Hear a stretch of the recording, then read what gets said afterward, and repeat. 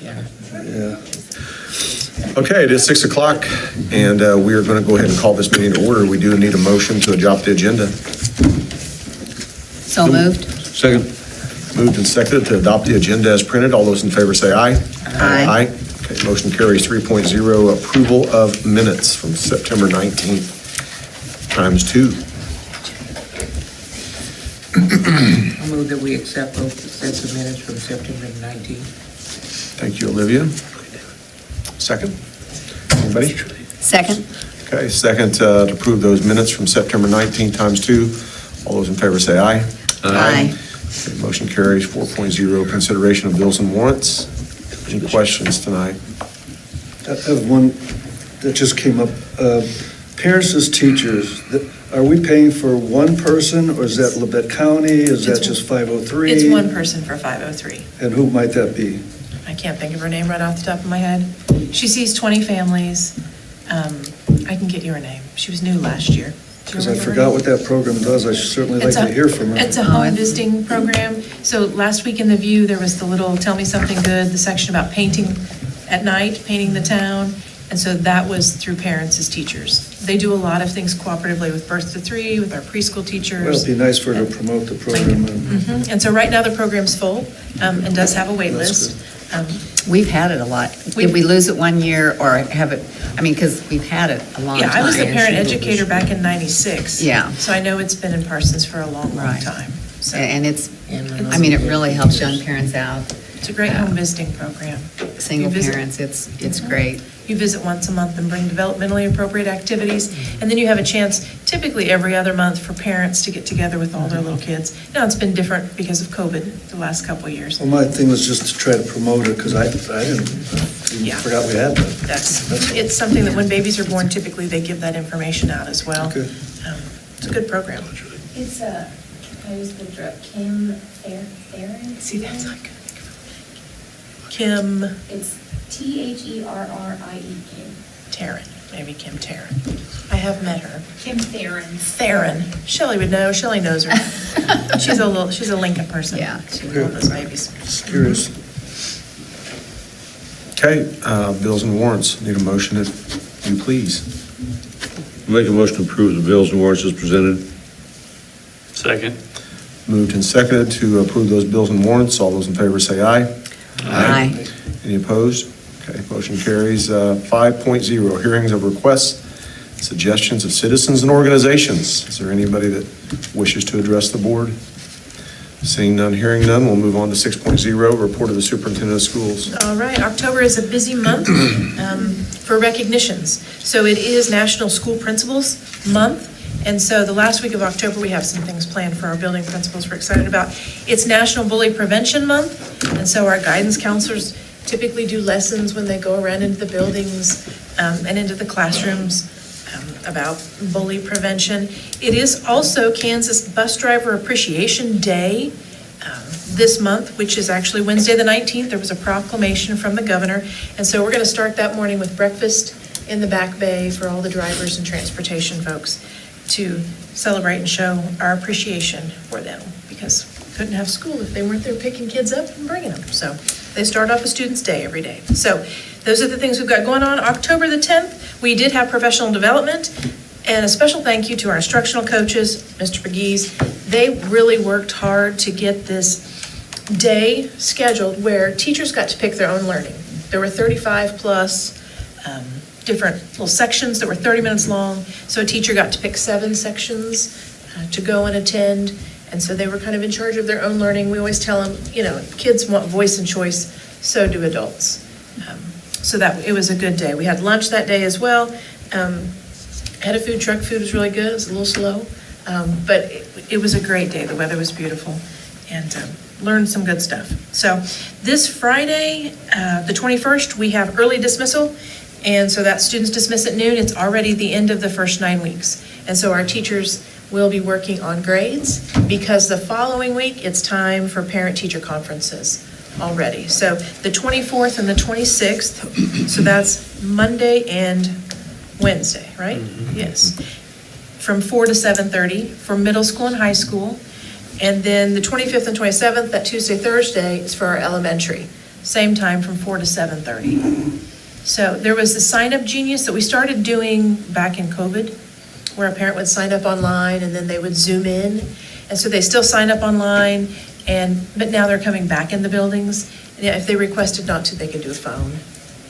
But those things went out, so parents at home, if you haven't gotten that email link, please, look back in your email, find it. Sign up for a parent-teacher conference, because we've got this going on. Special thanks to Matt Peak. He gets that Sign Up Genius set up every year for us, which is it used to be that the secretaries would all call each other. And then they'd say, okay, who do you have in your building that's a teacher that has kids at this I mean, it was it was a big puzzle. He takes care of it now all online, so we appreciate that. So then October the 31st, that's Halloween, that'll be the comp day. So teachers and students will not have school that day. Kids can just have Halloween or whatever all day long, because we will not have school. It's the comp day for those parent-teacher conferences that week before. And then on November the 1st, that is another staff development day. Our elementary folks will be doing letters training all day over at Guthridge. Our middle school and high school will have a morning session at the high school with Anthony McDaniel, who is an attorney from Ginn Mundorf, and he's going to be talking about social media and appropriate communications. We have heard him before at the USA conference that the principals all go to. He's really good. Where's that going to be held, at the high school? That'll be at the high school in the auditorium, beginning at 8:30. At 8:30? At 8:30, So that'll be a 3-hour session, and then the afternoons, they'll be spent in meetings in their buildings. So, an ESSER update, okay. So here's kind of where we're at. Jeff had asked for a more specific one, and I'm gonna have to get the amount of money that's actually gone out once Tanya gets back in the office, and we can do that. With ESSER 1, just as kind of a refresher, there was $441,611. That's how much the district was awarded. We filled out the application. Remember that back then it was just, I promised to do good with this, and you signed your name. It was pretty easy.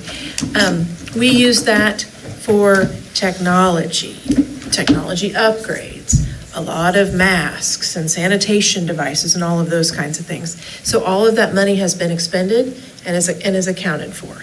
ESSER 2, that was $2,075,087. So we were awarded that, so then you had to fill out the application, which was a little bit longer, and it was all allocated to us. Now, the specifics of that, we've got a report coming up that's due at the end of this week that's a reporting for ESSER, and so we'll be able to put it in your view, and that'll let you know how much we've spent so far with ESSER 2. In your packet, you might have noticed Garfield windows. A couple of people asked about that. The thing with ESSER money is that we have to pay for it first, and then we request it, and they reimburse us. So it is any project that was approved, ESSER will pay for with those ESSER funds, but we have to use our funds first.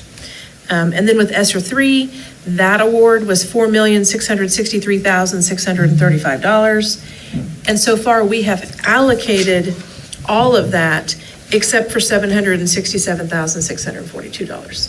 So we've got to figure out a way. And we're looking at a ventilation project over there for I can't even think now, the welding, which we've talked about. That's kind of been an issue before.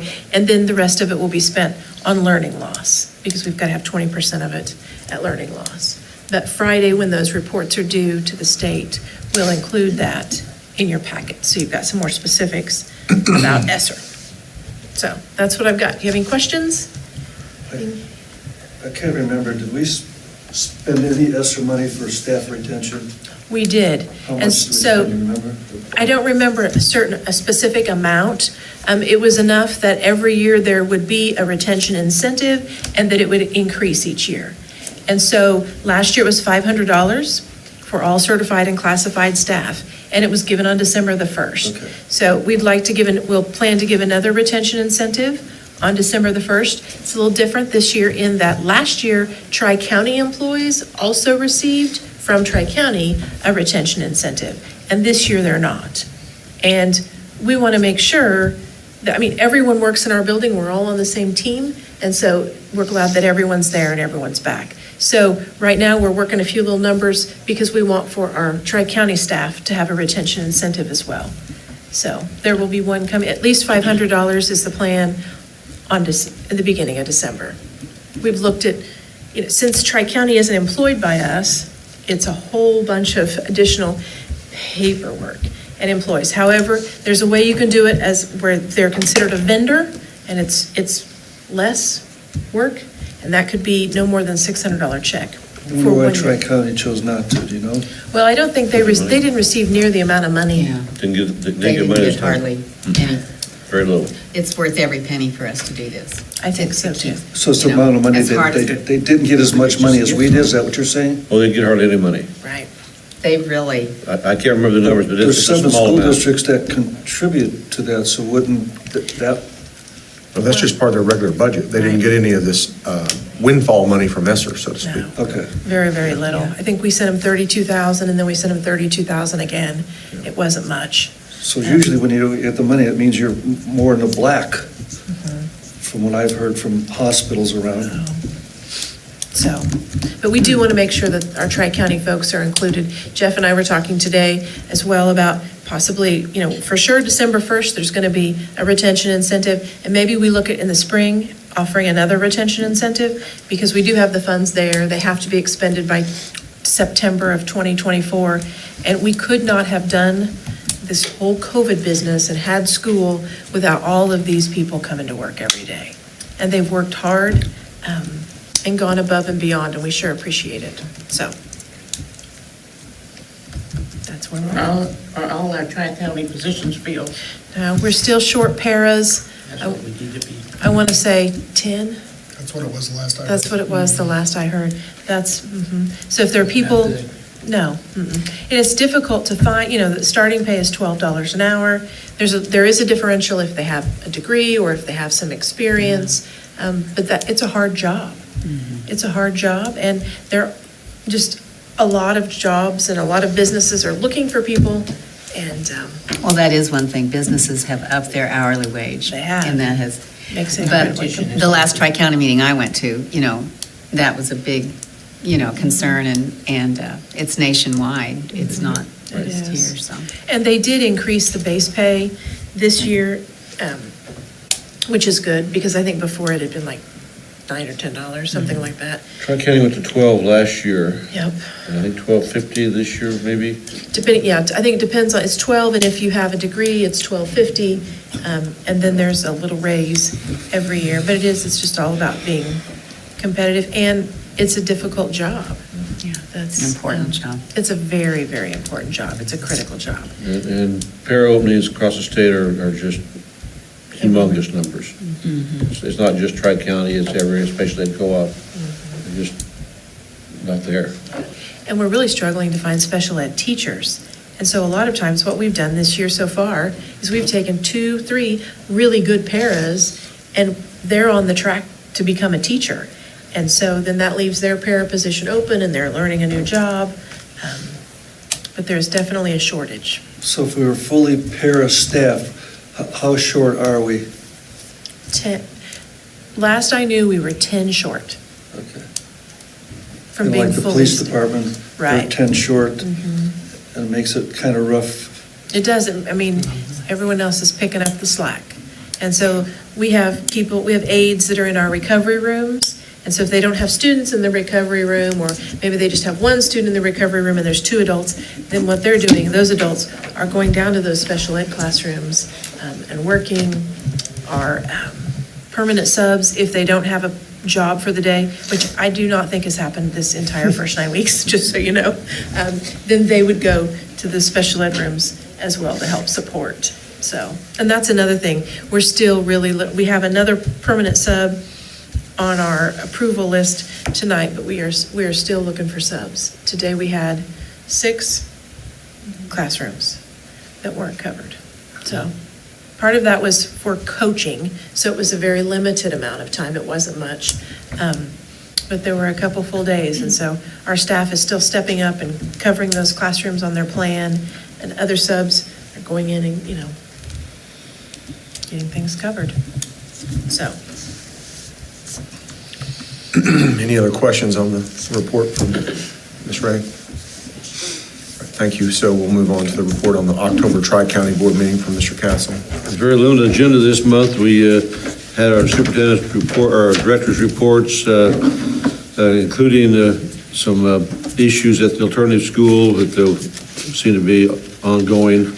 We did approve a purchase of some Sunday curriculum to update the program, give us a little bit more there. Adopted a calendar for the tech center, which is going to have their school day a little bit shorter. And then we approved the interlocal practices policies for the year. That was it. Very quick. Any questions for Mr. Castle? Thank you. Moving on to the reports from the principals. And so I don't know exactly who we have in the crowd, but I think Mr. Barkus is out there. okay, there he is. And so you have the report from Eric that's at your table, and he was, Rob's here to add some Yep. stuff to that, so. So the first half of this will be, pretend like it's Eric talking.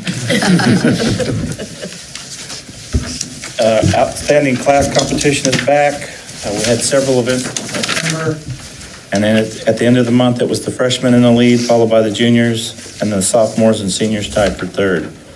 This month, we have a food drive as a service project, a dodgeball tournament, a costume contest at Halloween, and fewest tardies as a class gets a bonus. That chair just went down. Honor Flight selected 9 new guardians to go with our 7 returning guardians. They met last week. Their next big fundraiser is in conjunction with a musical on November 12th.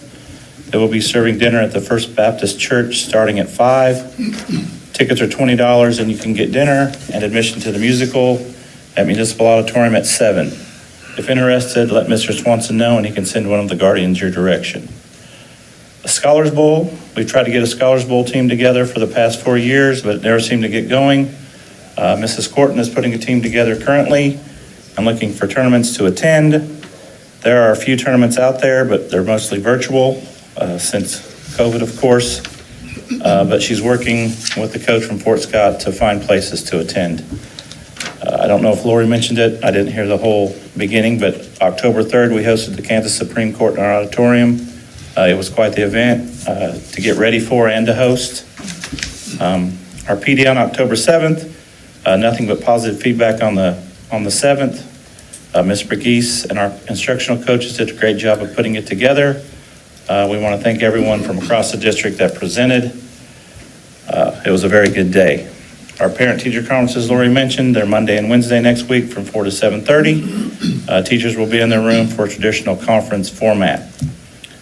Our discipline report, we've seen an uptick in disrespect to staff incidents, and we're dealing with them by sending students to the recovery room or, in some really bad cases, sending them home. We've told our staff we want them to feel supported by administration when it comes to this area.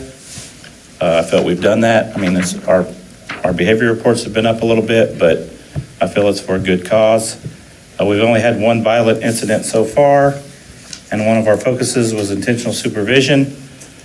And our teachers are in the hallway doing a good job talking to kids, greeting them at the door, and scanning the halls for potential issues. We've had 1 tornado drill, 1 fire drill, and an exterior lockdown drill. We have a couple more crisis drills planned for this month that we plan to get in. Now for activities in sports. Orchestra had a concert order this month, amazing like usual. I believe middle school band had one last Wednesday, and our choir has one scheduled for this Wednesday starting at 7. With restrictions in COVID being lifted, our kids have actually got to go and do some things. Our student council participated in a workshop in Columbus. TSA went to a workshop at PSU. Our journalism club also attended a workshop at PSU. So our kids are getting out and about more than they have in the past. The Betas been competing just about every weekend. Mr. Workman did ask me to commend Jace Quirin for showing real leadership in competitions and working with other members of the debate team. I don't know if you know, we have a chess team. They recently took 2nd in the Northeast High School Invitational. Cheer recently attended and cheered at a KU game. I heard Mr. Ray really loved that trip to Lawrence. Our band has been performing every home football game and has just continued to improve every week. Our dance has performed at every home football game, and they continue to be amazing. Football's 5-2 right now. Last regular season game is this Friday at Columbus. Unfortunately, we're going to probably be on the road for at least the first round of the playoffs, and then we'll see what happens after that. Soccer, if you happen to be in the back and look, our new soccer facility is finished, complete with fencing and scoreboard. Looks really good, looks phenomenal. Soccer finishes up this week. We're currently 6-8, hoping to host a playoff game next week. If we could win Tuesday at Pittsburgh and Thursday at home, we will definitely host a playoff game here. If we don't do that, it'll be close. We're having a senior night for just the soccer team on Thursday. If you want to come see us play, that will start at 4:30. Cross country, Kenzie Baldwin finished second in last week's SEK meet, and she will run at regionals Saturday at Chanute. Golf finished up last weekend. We unfortunately didn't have any state qualifiers. Tennis, we qualified 4 girls for the state tournament. Sydney Scheibe and Monet Ryan in singles, and Cameron Keithley and Jaden Heck in doubles. I'd like to congratulate them on qualifying for state tournament. That's a big accomplishment. Volleyball, with a 5-1 record and a second place finish in the NSA this weekend. We finished in the top 4 in the East with a record of 22-12, and we get to host sub-state Saturday starting at 2 o'clock. I'm not entirely sure the last time we had a record good enough to host sub-state volleyball, so that's a pretty big deal. We'll play Holton at 2 o'clock, and when we win that, we'll play the winner of Chanute and Miege.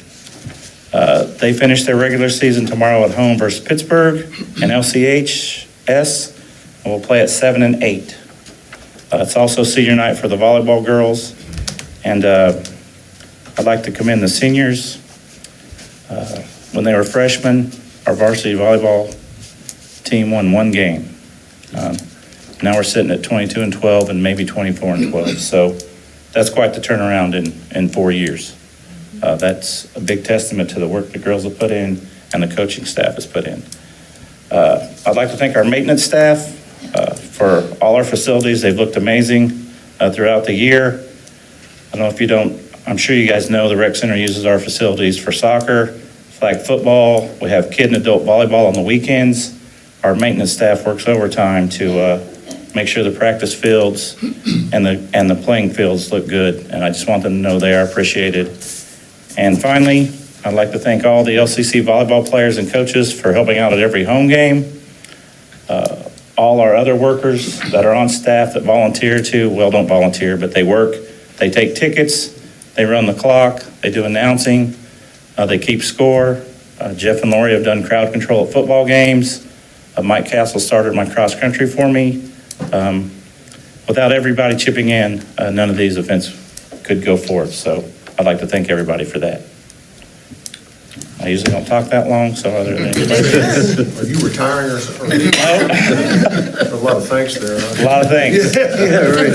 I haven't talked to you guys for a while, so All I right. need to get those out there. A couple of questions. Okay. Regarding the food drive, is that going to like Labette Assistance Center? Do you happen to know where that? I do not know where that's going. If they could promote that and put it on Facebook or something? Yeah. The recovery rooms, is that staffed by the social emotional learning staff, or when these kids are disrespectful, they meet with the mental health staff, or a recovery room? Our recovery room, we have it's not a certified staff member up there, but our counseling and our social worker does go up and talk to them. That's part of the way to get out of the recovery room, is they have to meet with the social worker and our counselor. Okay. And lastly, Olivia and I last week met with the new Pitt State president at the Guerrilla Gathering at the Wall Center. And one of the things he pointed out was he couldn't figure out why Pitt State doesn't have soccer, because it's a worldwide sport. It attracts foreign students. And I got to thinking about our soccer field, the Shawn Hill soccer field, flag football field, and what we've done in the past few years.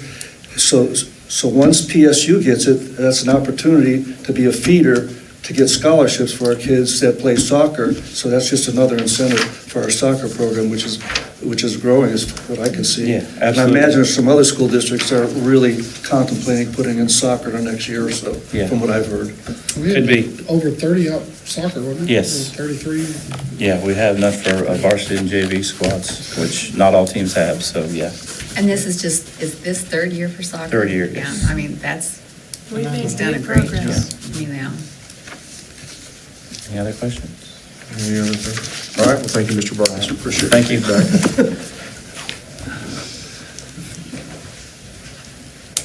sure if there's a middle school person out. I think Mr. Pontius is around for certain. I saw him, so, oh, Mr. Tyler both. They're both here. All right. Just a joke chair. We got him. You sit down in the Okay. drops. Those are relatively new. Oh. How's it going? We rigged both the chairs, Tyler, so be careful. Perfect. This one's safe. Yep. Step ahead of me. All right, haven't seen you guys for a while. I'm trying to decide what's important so that I don't ramble the whole time.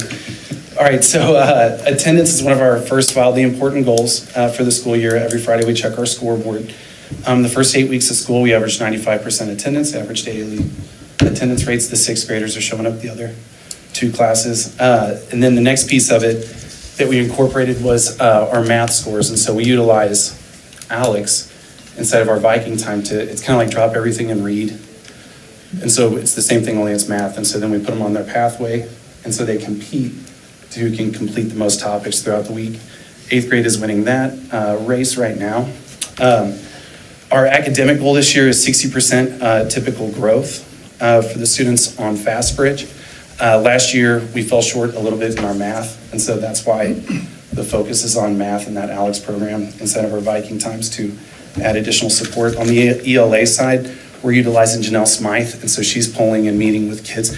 She's not limited to one grade level in this position, and so she's able to positively affect all 300 kids inside of the building, but obviously just our tier 2 students. Supervision, Rob kind of touched this earlier also. Mr. Pontius and I, whenever we do walkthroughs in the building, we count our certified staff in the hallway on active supervision and interacting with the kids positively. The first 3 weeks, we were at 94% of them were in their spot. And then the last 6 weeks, we've seen an uptick.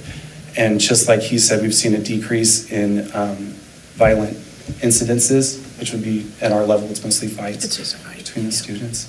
And so we went from 8 last year at this time. This year we're down to 5, and so that's a large decrease also, about 30% decrease there. Parent-teacher conferences are coming up, and so we've been doing our positive contacts and reaching out to the parents to kind of let them know that they're coming up and what their students are doing well. Also, to our last kind of wildly important goal for the year that we're going to pick out is through EMITS. And so the technology grant that Mrs. Ray applied for 5 or 6 years ago. Yeah. So we've got all this technology and we use it. And a part of our end of the bargain is that we have to do a community-wide project and we have to do a building-wide project. The students voted on change that they would like to see after school today. We took all their results from a Google form. We made a word cloud and kind of dissected it. We're going to present it to our STUCO officers on Wednesday during Viking time, and we're going to make a plan for, this is how you're going to reach out to your pulpit and see what the most popular. The 3 topics that the kids came up with today was cleanliness inside the building. They want more lunch and recess activities, and then bullying, and it's bullying prevention month, and so that's appropriate. And so Wednesday we'll go through that with the officers, and then we'll move on from there. And so we'll be adding a building-wide goal. And student safety is a focus, and we're going to go through our Clear the Halls drill. Borrow paper? Yeah, go for it. Thank you, guys. Right now, yeah. It's scheduled for the 20th on Thursday. We bought walkie-talkies. And so we're trying to kind of decide when we're going to do that clear the halls drill. We started off, we've done our first exterior drill in meeting with compliance for the safety standards, but Mr. Pontius has taken over our crisis drill committee, our crisis planning at the middle school, and so, yeah, that's coming up. Coming up very soon. Thank you. Thank you, Mr. Gordon. I'm just going to tag on to a few of the things Rob said, say thank you, so I don't have to say a lot of those things. Crisis drill, our next crisis drill, like Mr. Gordon mentioned, is a clear the halls drill. Mr. Pegues and myself, I was lucky enough to be able to join him at a workshop in Coffeyville that dealt specifically with crisis response drills. As a district, we are working through the process of evaluating our responses to different crises that could potentially happen in the school. We've already gone through a couple of our drills this year. Our next drill, we do hope to have our radios in. If we don't have it, we may punt for another week and put it, because we want to practice it the best way we can. We want to get all of our ducks in a row and try to make all the improvements that we can to our crisis response. We were treated to an excellent presentation in Coffeyville about some different elements of crisis response that we could potentially incorporate. So that's one big element of where we are moving forward with that. Athletics and activities, as far as that update, it's been an amazing fall season at Parsons Middle School. We've seen a lot of winning and a lot of improvement in all of our student athletes and our teams.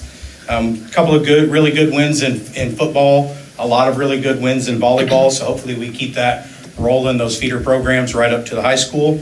Our flagship programs, and that's what I'll call those, they've shown some really good successes, good coaching and good growth. Our girls tennis team came away with a wonderful season as well. Great showings in our last two major tournaments, including a league champion in #1 singles. Cross country, as you guys know, is a very small team for us, but they are small but mighty. They are doing an amazing, amazing job. Those kids are just ultimately motivated. So they've done very, very well. We came away with, in our biggest tournament, a #3 medalist. The only runners that beat us were from Joplin. Our last meet of the year, all three of our competitors medaled individually. So we've done a great job. As a matter of fact, our 8th grade lead runner has had the best mile split time of any high school or middle school runner at every meet this year, except for the Pittsburgh meet.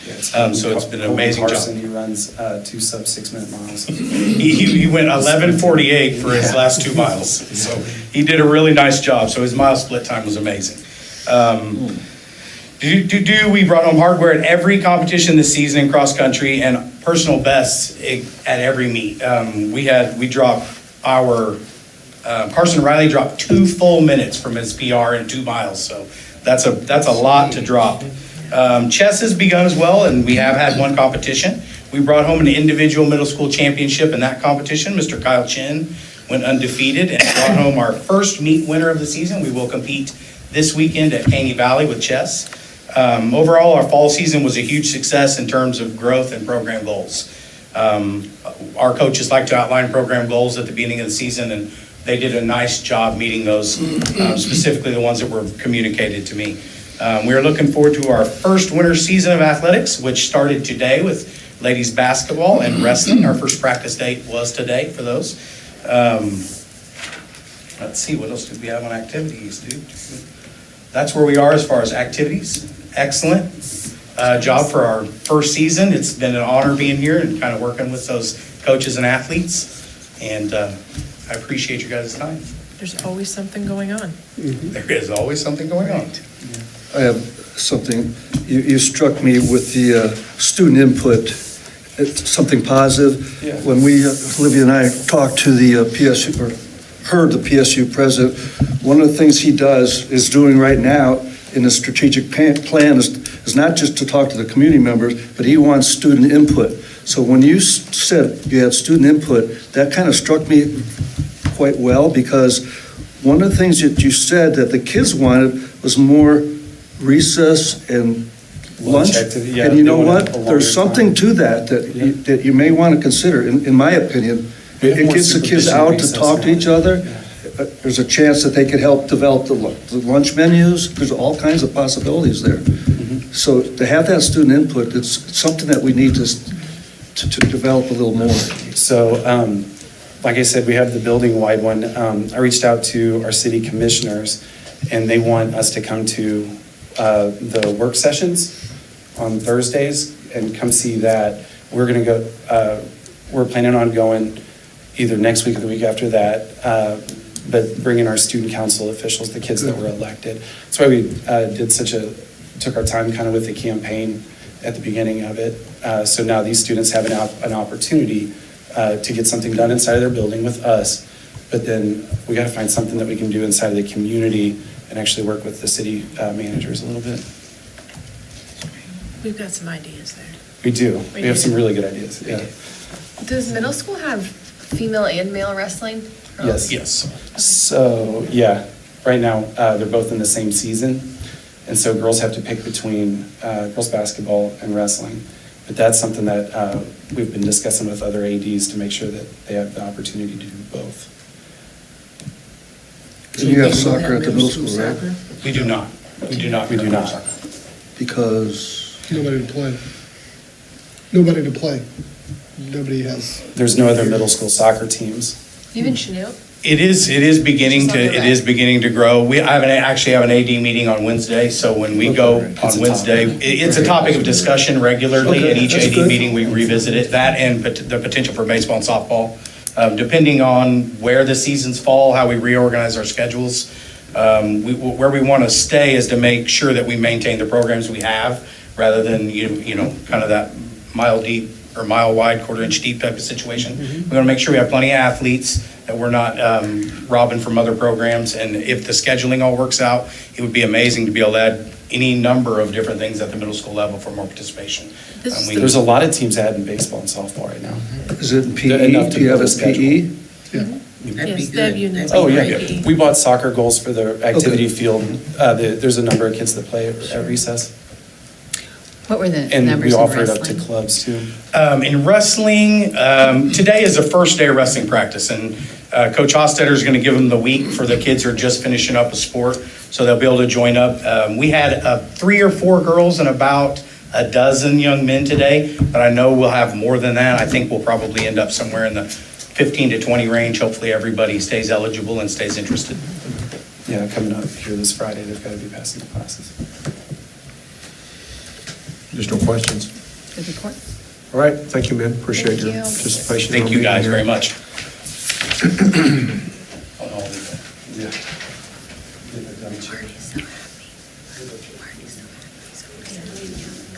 Okay, moving on to elementary. Come on in. There they go.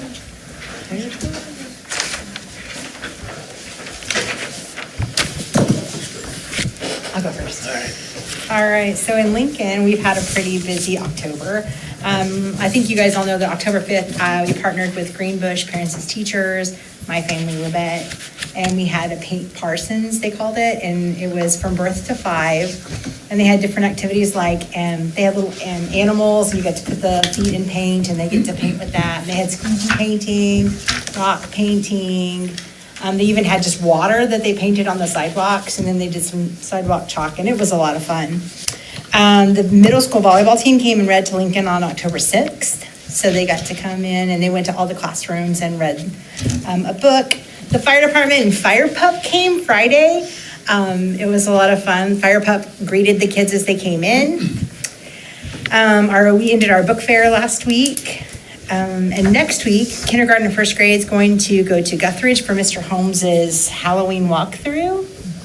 So we get to do that. Queen Red is going to come on Thursday to do some drug awareness for us. And the 28th, we've been invited to go to Presbyterian Manor and Elm Haven to show off our costumes. So we're going to split K1. So first grade is going to go, I believe, to Presbyterian, and then pre-K and K is going to go to Elm Haven. So they're going to kind of do a little trick or treat around for the residents there. And then just a little shout out to teachers. We got done with our benchmarking or our progress monitoring for Dibbles. And kindergarten at the beginning of the year came in at 41% at grade level or above in August. And this time they were 82%. So we had a pretty good growth. First grade came in at 49% at the beginning of the year, and they are at 78%. So just a shout out to all the hard work for the teachers, the interventionists. And it really, it's a whole building. It's not just, just one person. It's everybody coming together to help those kids. So. A quick question regarding the parents to teachers, what was the participation level there? I think they said maybe 14 families. And then lots of the kids were still infants, so the parents had to carry them around. But we had some from Lincoln come. And then there was some older kids too that came with their siblings. Yeah. But I can't remember the exact number. I think maybe there was 25 kids altogether. Sandy said there were 15 families with 24 children 24, that attended okay. Paint the Town event in Lincoln. Yeah, it was, and we talked about how maybe in the spring we could do another act, conjunction with them, so we could do like the blocks. They have these blocks that they build and stuff like that. So, and I will say, like, parents as teachers, they are coming monthly to our pre-K meetings. So we kind of we're talking about, different families, and if we have some families that might need, some parents as teachers, or they have maybe families that are looking at preschools and stuff. So this year, we're really trying to work together with them. Good evening, and happy Bosses Day to Miss Bray and Mr. Bees. I didn't realize it was today. Nice. Our Math Carnival night held September 20th was a big success. The high school FACS classes made the homemade chili and cinnamon rolls, and we all thought it was delicious. We had over 300 in attendance. Our students and their families moved from room to room playing math games. The book walk was a big hit. 2 of our students in attendance won a big basket full of games for family fun night. And I want to thank Doris Wan for organizing this. It was quite the event. The Parsons firefighters were at Garfield last Thursday and met with individual classes on fire safety. Our book fair was last week. It was a big success. Many families visited our book fair before school and after school, and each teacher received books for their classroom. Our students get very excited for book fairs. I want to thank Robin McClary for organizing that. Our 3rd graders recently walked to the Parsons Museum to learn about local history, which is a part of our HGSS standards. And I want to thank all of the volunteers at the museum to help with it. I was a little concerned before we went that there might not be enough, but I was wowed with the community support. And then the last thing is, this Thursday night is our Garfield Fall Concert at the Seton Pavilion at Forest Park. We did it outdoors last year, and it was wonderful. In fact, I think it was my favorite event all year. It's at 6:30. In case of rain, we'll be at the Parsons Municipal Auditorium.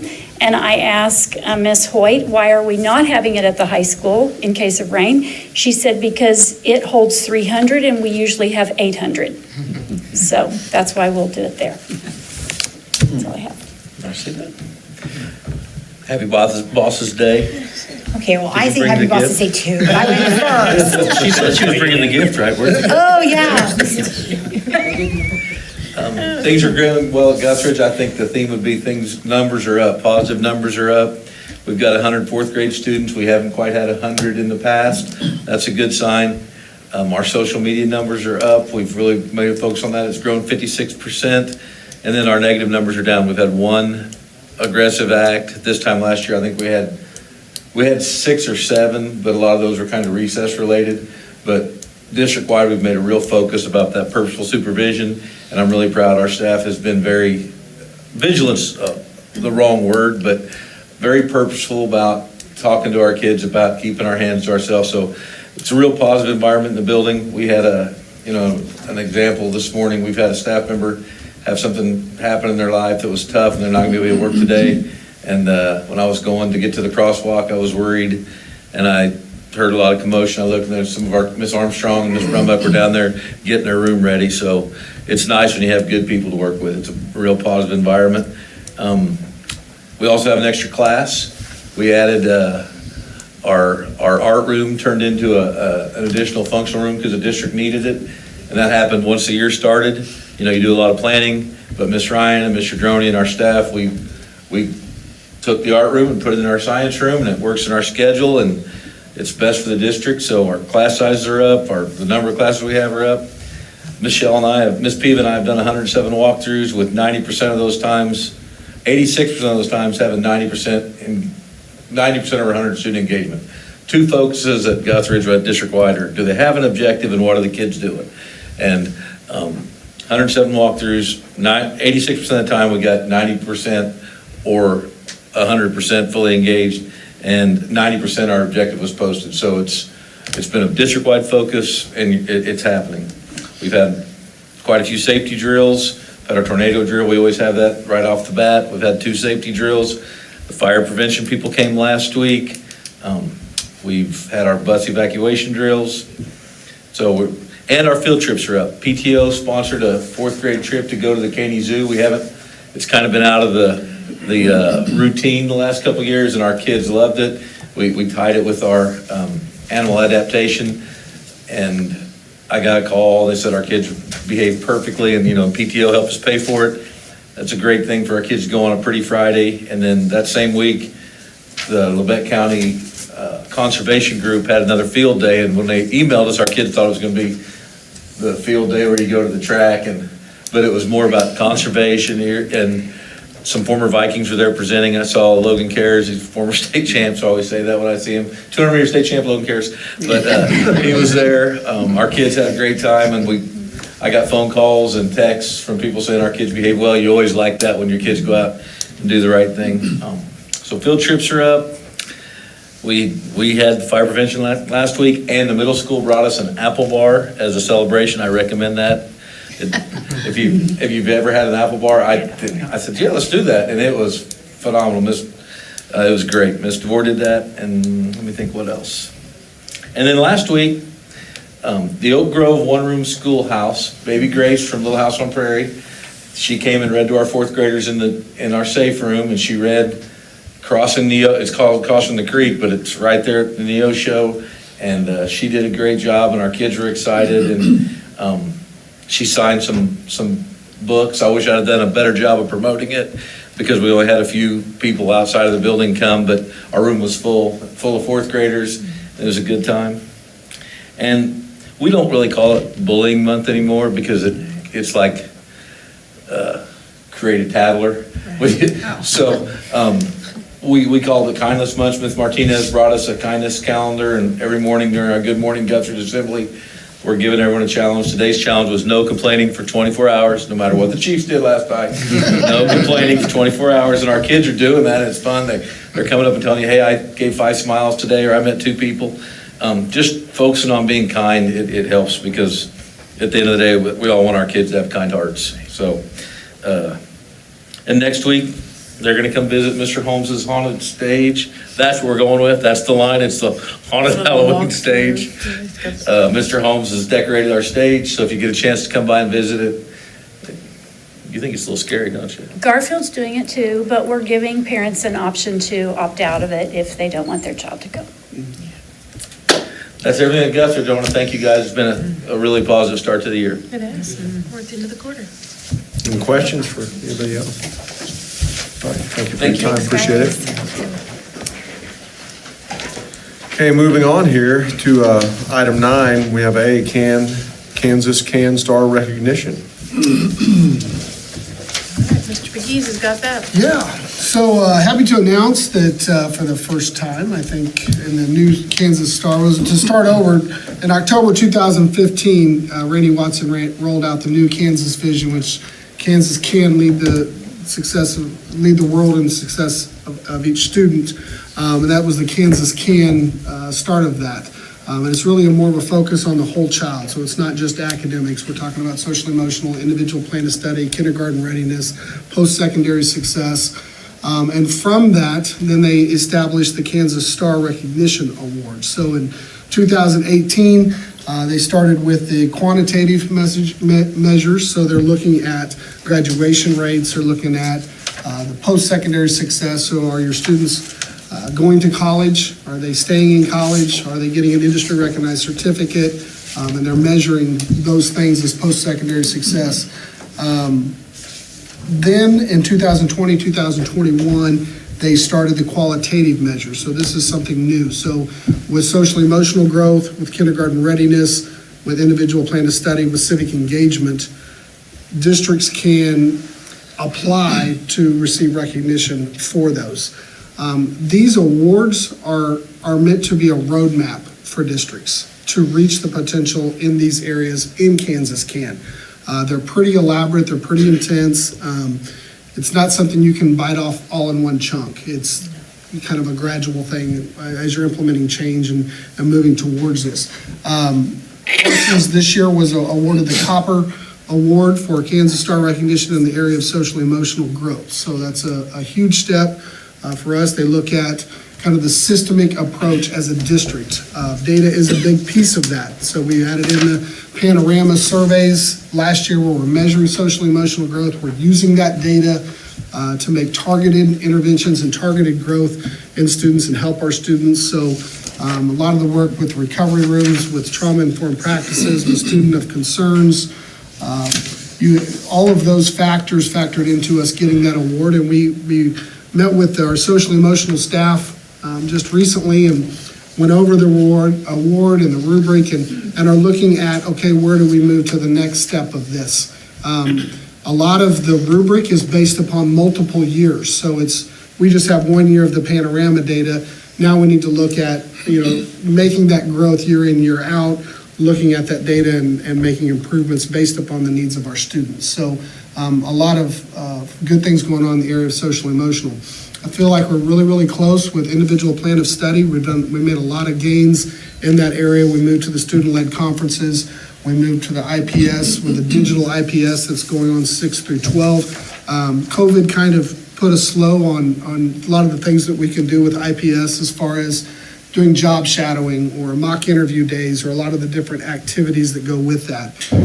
Adding Kylie Lucas's class at the high school is going to have a big role in that as we move to like a graduation portfolio and other things that are on that rubric to move there in that direction too. The kindergarten readiness part, we're getting really close on that. A lot of that is based upon the ASQ, which is it's basically a screener the parent fills out on their child, and you have to have such a percentage. So getting more parent participation in some of those things, we're looking at where we're making growth. But as a team, we're looking at these rubrics and utilizing them how they're intended as a roadmap for success. Ms. Ray's going to talk about post-secondary success a little bit, and we've made some really, really good gains there as well. So I think a lot of good things going in our school district, and I think more systematically aligned.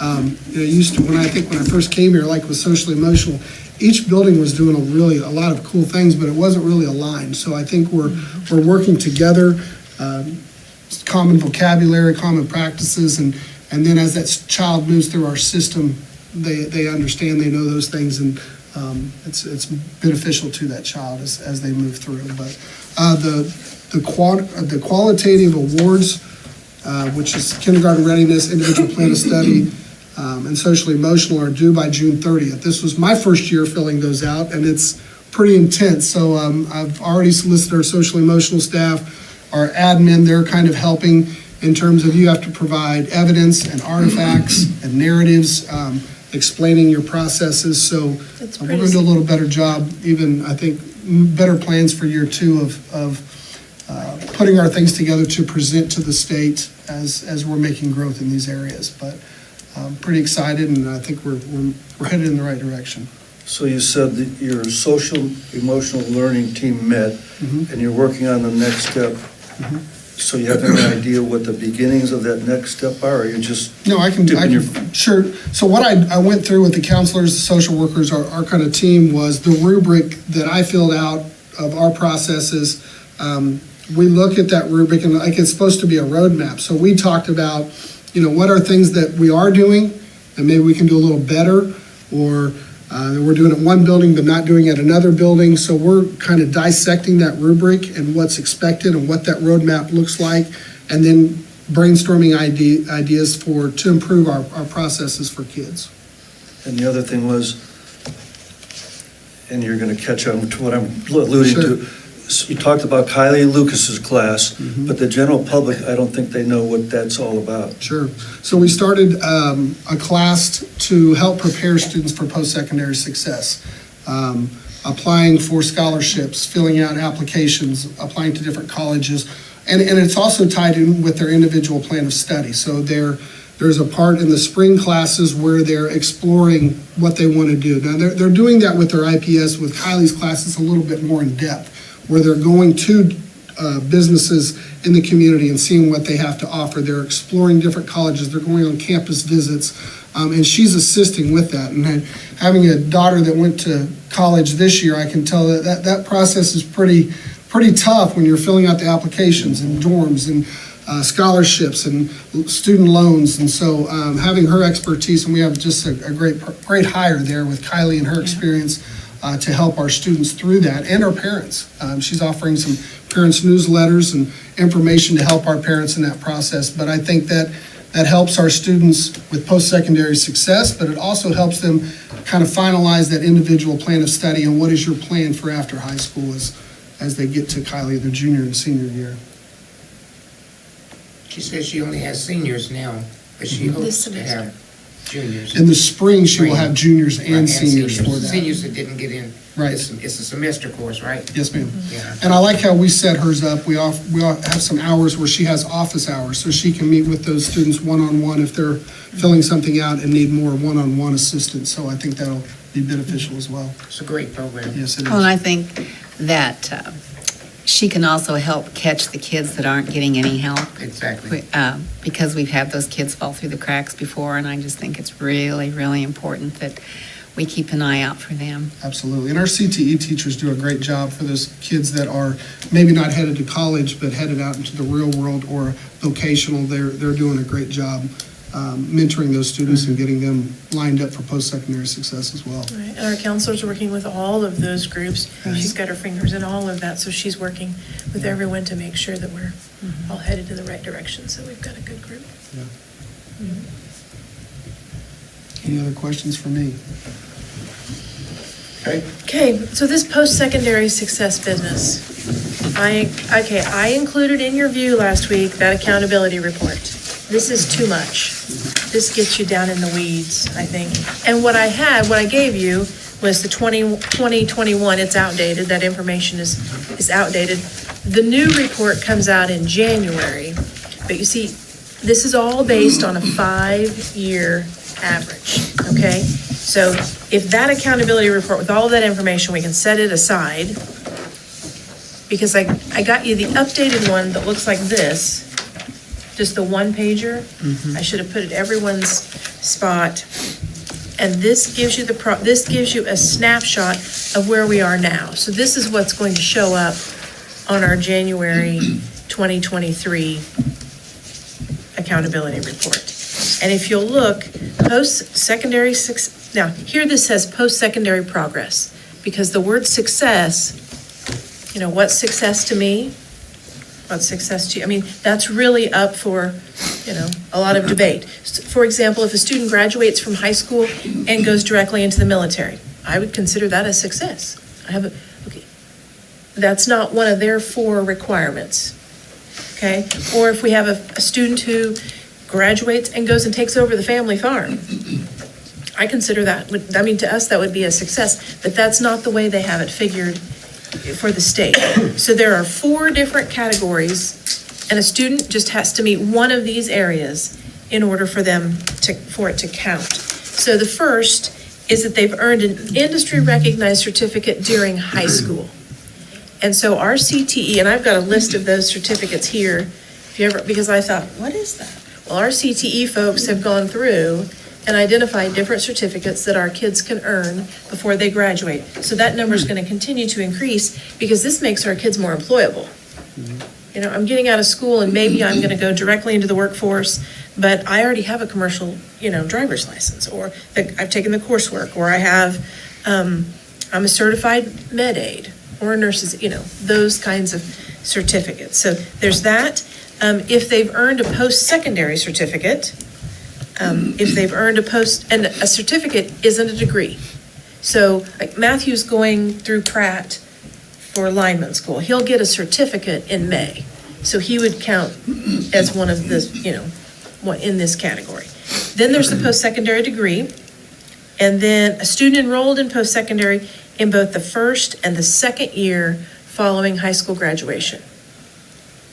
Okay, so this obviously requires a lot of tracking, in case you wondered. Because when kids graduate, then we track them for the next 5 years to see, but the success rate, they have to meet one of those 4 criteria within 2 years of their high school graduation in order for that to count. Okay? The graduation rate is just what graduation rate is. That's what that sounds like. Okay? But if we look, I thought these are the individual classes. So if you look at 2016 compared to the class of 17, 8, you can tell they have different percentages that they've scored. But that's not their 5-year average. That's what that group scored. So this page gives you the breakdown. It looks like this. And it gives you, okay, I looked back at the accountability report, all 4 pages of all of that stuff in the weeds. But when I looked, there's the year, so the accountability report for 18-19, the 5-year graduation average, right there, 84, 5-year success average, 42, 5-year effective, 35, and then it goes on down. So you can see 84, 87, 88, 88.2. So there's growth. Is it great, huge growth? No. But is it progress? Yes. We're continuing because now we know, we've got to get more certificates. We've got to make sure that we're really tracking those kids once they leave our building and make sure they're prepared to leave. The other thing is this 95% confidence interval. I thought, what is that? So, because people, a lot of times, okay, so here's what they do. That gives you, the state uses different risk factors. And the risk factors include, here's what they include: cumulative poverty, cumulative student mobility, cumulative chronic absenteeism, and cumulative identification of disabilities. So they look at those 4 categories and determine, in your building, in your district, based on those 4 things, here's where we think you should be. And when we look, so what's coming out in 21-22, they said, okay, based on those factors, your poverty rate, your foster care rate, with the mobility, all of those things, in order to be considered right on target or close to where you needed to be, somewhere between 41.7 and 45.1%, and we're at 45.4%. Which means our students, their post-secondary progress is greater than what the state predicts based, just a little bit, based on those risk factors. And that hasn't always been the case because you can look and see COVID really, we took a whack there. Lori, absenteeism, and I noticed on chronic absenteeism, and it's on this one. And right, that's always been huge to me because if they're not here, they don't learn. That's correct. And I loved it that the middle school said that's their right. They've been rewarding them. And I just think it's so hard to keep track of everything, but I think every building should be keeping. Ours was 23.9. That's high. And we have with our new social worker, she's tracking a lot of that and coordinating. Making a lot of home because visits. COVID made that a lot worse. Oh, it really did. Exactly. And that was my next statement. I know COVID had a lot to. Because kids weren't necessarily required to go to school. They could do remote or, well, we have the virus, so we're not coming. Yeah. There was a lot of that. And so it's wonderful that we have a social worker. She and Robin Thomas work very closely together and I was at Lincoln the other day and they'd already made 2 or 3 home visits. That's just essential. For attendance. I think that's. So, because you're right. If you're not in school, you're not learning. We've got to get them in school. And you'd be surprised even in elementary how it starts. Oh, absolutely. And and then it really does turn, chronic's the big word. They're just used to it. And chronic, that is determined by the federal government, which means you miss 10% or more, you're automatically considered chronic. Mm-hmm. So if we have, 140 days. I think it's 18 days. Because we have 180 days. But the thing is, even if I go on a trip and I'm gone for 6 days, and then I get the flu and I'm gone for 5, and, that's 11. Even if I'm there regularly, but if I miss 18 times, it's considered chronic. And so we just need for kids to get to school. But I do think it's really interesting with that confidence interval, what they predict you're going to do based on all of your risk factors and, where we are and where we've been for a number of years. But I do know the CTE department has done a really good job on identifying, as Lori said, those industry-recognized certificates. And we have such a strong CTE programs that I think that's really making an impact on the success there too. Yeah. And I know it's been a lot of work for Tabitha and the counseling department and following those kids, and it was a new thing. It's just been a new thing the last couple of years. I can't even imagine it. Yeah, how do you track them? Yeah, well, and Clearinghouse there's follows a a lot of clearinghouse where the reports automatically go. Yeah, and so then it's if they just- drop out, they send to the high school or. Clearinghouse, that's what the hospital uses. So, That's, to me, since I've retired, that's the biggest thing that, I think it's huge because it's just not honoring kids who go to college or respecting kids, because every degree that they get, and it didn't used to be that way. So if you went to college, that was, the only thing that made you successful, and that's not true, so. Right, and that isn't true, so. It's interesting that you say that. Again, Dr. Ships, the new PSU president, pointed out when he was talking to students, they started asking him, why do we have to spend 4 years in college? Why do we have to get this degree? Why do we have to spend so much money on wasting some of our time on some of the classes that we take?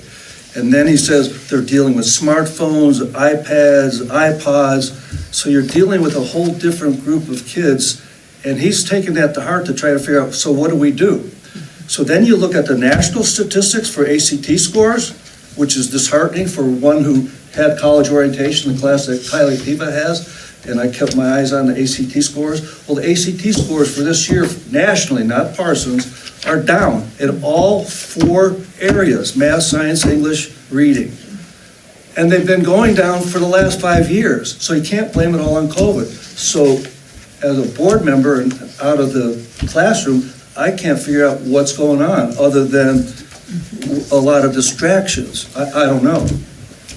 There's been a push to have everybody take it. That's different too. Back when I was in high school, you only took it if you were going to college. Me too. And there's a push to have everybody take it. I know like our state average, it's gone down because of.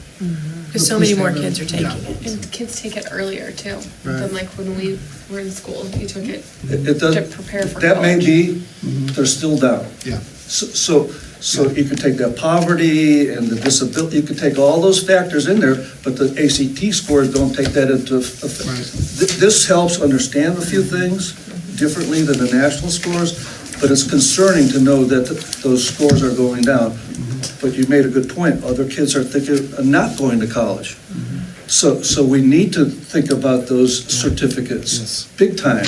Yeah, I think that's the great thing about this post-secondary success is the industry-recognized certificate and helping those kids. We were always focused on those college prep kids, and now we're focused on all of our kids being successful after high school, and that may be an industry-recognized certificate pathway. Because earning a certificate, you can make more money than those.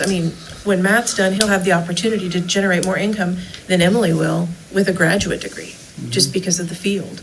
And so I think it's just a matter of meeting every child where they are and making sure they know what opportunities are available for them. So. And not just when you're a senior. Absolutely. It's so important to start that early. Yes. You are correct. But the reality is your number's 45%. And so when you look at 45%, that tells you that you got 55% that are not effective rate. And those are the ones that are slipping through the cracks for the most part. And those may also be the ones that go directly into the workforce. They may go work full-time at Ducommon, and that doesn't show up here.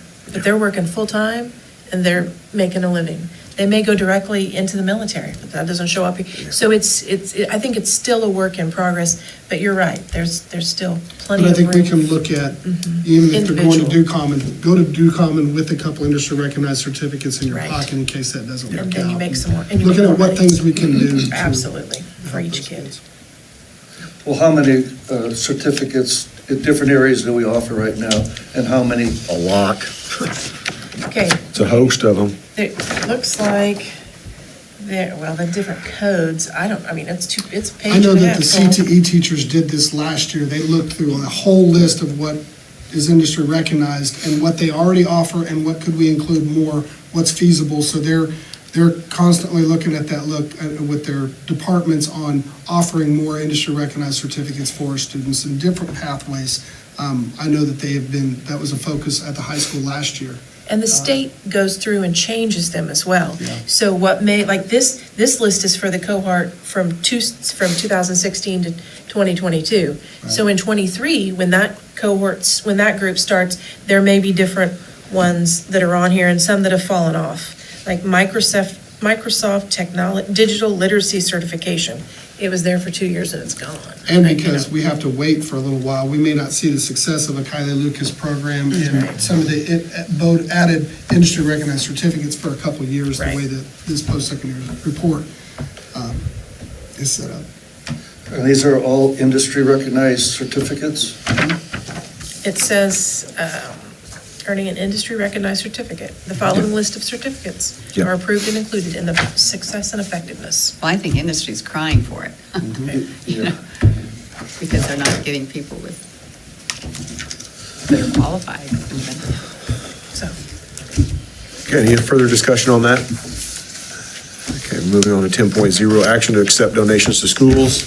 okay, and that is on page 36, which is the very back of your agenda.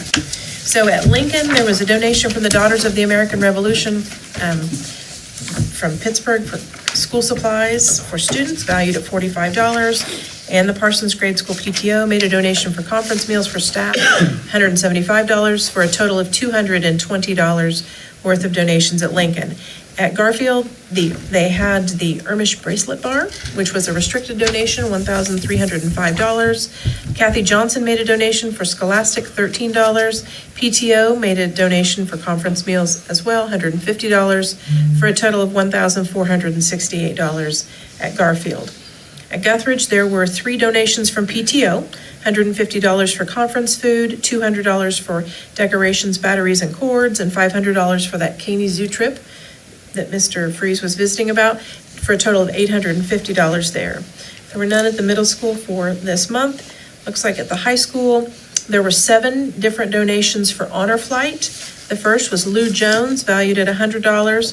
Carter Radar American Legion, $1,500. John and Deborah Schaefer, $300. Phil Russell, $1,000. Sarah Morgan, $15. Wall Funeral Homes, $100. Anonymous donations, $260 for those, all of those for Honor Flight. There were miscellaneous athletic donations from K-12 licensing, $65.79, for a total of $3,340.79. Total donations for the month of September, $5,878.79. I would recommend that you approve generous donations that were donated in September. Need a motion? I move we accept the donations as stated. I second it. Moved and seconded that we accept those donations. All those in favor say aye. Aye. Okay, motion carries. 10.1, we need to set a special meeting to review student achievement data. We've got a bunch of data to review, and we need to sit down and take a hard look at that. So- Right, and last time we tried to do it all together in here with everyone all at one, it's too much, it's overwhelming. So what we'd like to do is schedule about a 2-hour work session where we're in one of the community rooms and we have 5 different tables set up with each principal and each instructional coach and their most recent assessment data and what they do, and then a couple board members will just go around the table. So you'll have 15 minutes at a table, and Kurt and Michelle can explain, here's what we test at Guthridge, here's what it looks like, here are the most recent scores, and have an opportunity for each individual building instead of just you all just sitting here, and then all of them just talking at you. Have the opportunity to have some discussion. So you can ask some questions, get some clarification. We can really talk about what the assessment data is measuring and what it looks like. So, November, I've got a few dates, I don't know. Okay, throw some dates out. and Okay, we can- November the 7th. We'd like to do it before Thanksgiving, if possible. I was talking to Olivia today, and she said, why does it take so long? And that's a really good question, because we take the assessments in the spring, and we get the results in May, but the state has to scrub the data, and so we can't officially release the data until the beginning of October. And so that's part of their process. So we'd like to do this before Thanksgiving. I was thinking the 7th, the 9th, 14th, 15th, one of those days, I don't know, before we get full on into activities. What time were you thinking? I was thinking either a 5:30 start, a 6 o'clock start. We'll feed you dinner.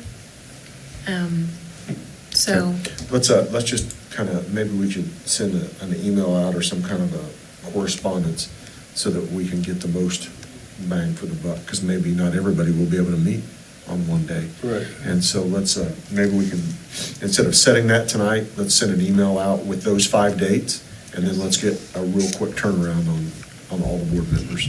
okay. And Those so dates again are the 7th, I was thinking the 7th or the 9th, that Monday or that Wednesday, or the 14th or the 15th, the next Monday or Tuesday. 7th, 9th, 14th, 15th. So we'll be corresponding soon, and then we'll need I'll- to get the I'll send- 9th, especially in co-op. Okay. So we don't want to do that because we want for everyone to be What there. night did you say? The 9th. Okay, scratch that one. So 7th, 14th, or the 15th. And I can sure send something out when I get home this evening. Yeah, I think And that then you would can be let me helpful. know.